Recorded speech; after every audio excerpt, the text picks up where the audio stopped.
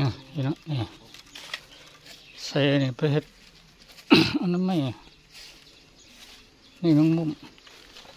โยนมาทางปากกล้วยโอ้ปากกล้วย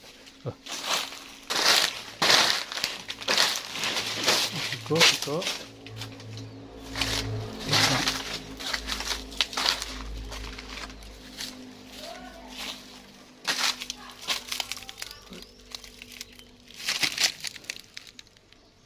เนี่ย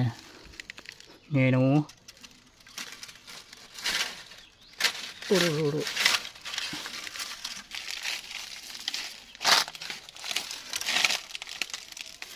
มีหนูอย่างนี้กับลักหนูเลย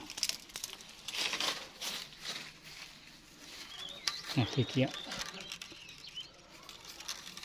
ใส่เป็นของกวดกี่ฝุ่นก็ได้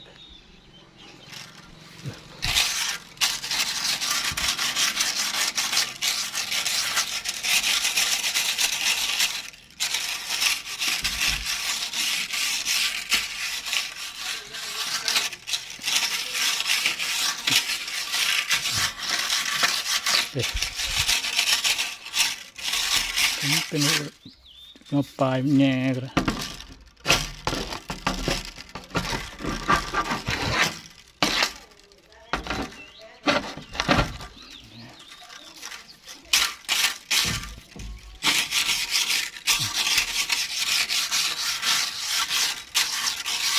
โอ้เป็นไร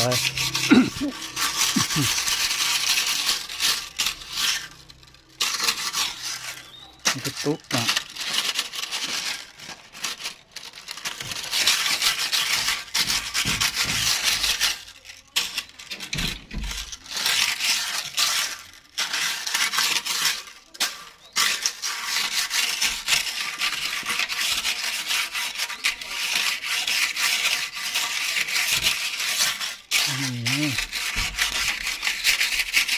ได้หัว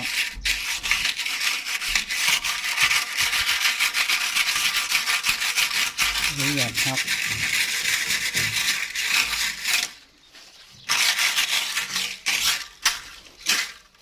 มา